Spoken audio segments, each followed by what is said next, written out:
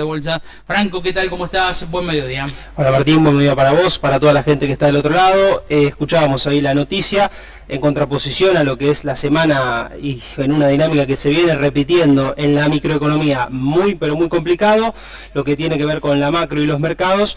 Esta fue una semana, después de varias un poquito alteradas, de muchísima paz. Tuvimos feriados en Estados Unidos, que son por ahí el mercado más relevante. Me refiero a, el día de ayer fue el Día de Acción de Gracias en Estados Unidos, entonces no operó la bolsa, pero sin embargo los activos argentinos y los del mundo tuvieron una semana muy pero muy buena en medio de tensiones entre lo que venimos hablando, ¿no? La disputa entre lo que es si la inteligencia artificial es una burbuja o no. Bueno, esta semana primó la idea de que no es una burbuja, entonces las acciones tuvieron una muy buena semana. Franco, cuando la economía se abre tanto, pueden pasar este tipo de situaciones. Por supuesto que sí. A ver, es un fenómeno que tiene las dos aristas y las dos cuestiones hay que contemplar.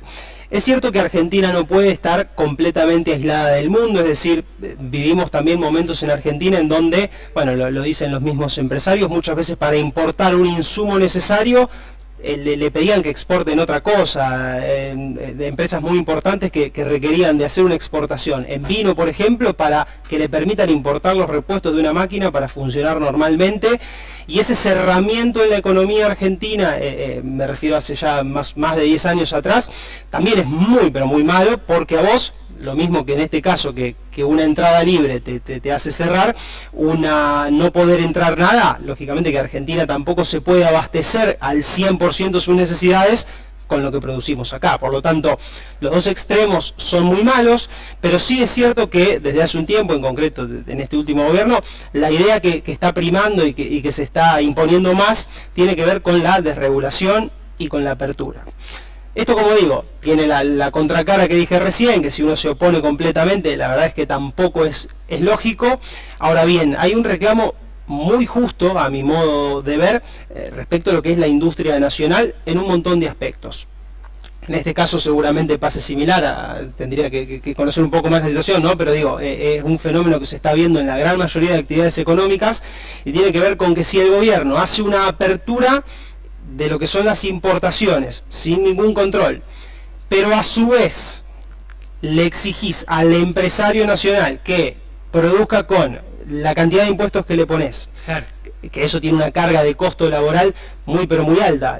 Por ejemplo, en lo que es una empresa de alimenticios de Rosario, el Gran Rosario, tiene un departamento que se dedica a determinar los impuestos simplemente. 8 personas que están trabajando pura y exclusivamente para determinar los impuestos, ni siquiera para pagar, o sea, los tienen que pagar aparte, pero están 8 personas destinadas a eso. O sea, una competencia desleal por completo. Totalmente desleal, porque lo otro entra sin todo ese gravamen. Un video muy viral de estos días también seguramente lo habrán visto, con un empresario argentino contra uno paraguayo, en donde el paraguayo enunciaba los impuestos y no, pagan ganancias y algún que otro impuesto más y poco más que eso. Aquí levantás la persiana, ingresos brutos, te pasan a cobrar el rate, te tenés que pagar IVA, tenés que pagar ganancias, hay 150 impuestos sin exagerar en lo que es Argentina. Entonces ahí la competencia se vuelve muy roñosa, porque claramente desde un lado pueden llegar a decir con un desprestigio, decir, bueno, abramos y que compitan las industrias. Claro, pero digamos, como mínimo con las mismas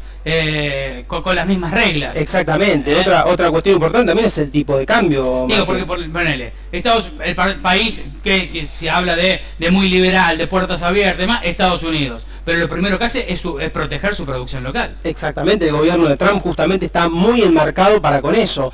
De vuelta, a ver, los dos extremos son muy malos. La idea de Trump, ya vimos lo que generó, de ponerle aranceles al 150% del producto de China.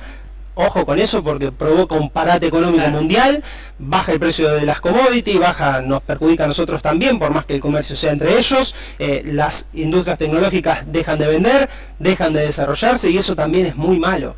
Pero en ese equilibrio lógico de permitir un comercio internacional, vos lo que tenés que tener, a mi modo de ver, son reglas al menos similares para todos. Y otra cosa, y esto es para bueno, enaltecer una vez más al empresario argentino, en este caso al industrial. Fíjate, estas similitudes de 3 empresas que han cerrado en el departamento de San Martín en los últimos 2 años. Dicha paradoja. Hoy hace 2 años se cerraba la empresa de Laval Bocio. El año pasado se encerró una empresa también vinculada al rubro metalúrgico en la localidad de Los Cardos. El despido de 37 operarios ahora en Sastre. Las 3 empresas, capitales extranjeros. Sí, esa es otra realidad. Lógicamente que ahí, a ver, hay un poco lo que fue en concreto el caso de Laval, no sé si tenía mucho que ver con las políticas, porque de hecho fue antes de que se empiecen a implementar por ahí estas aperturas, son decisiones más estratégicas, pero sí, un poco todo tiene que ver con todo, Martín. Obviamente que cuando uno se empieza a abrir al mundo, tiene que tener muchísimo cuidado con estas situaciones, y el gobierno, a ver, hay 2 formas por ahí de abrir el país. Una es la que eligió el gobierno, en donde abrís el país, que vaya entrando todo y después vemos cómo hacemos con lo de acá.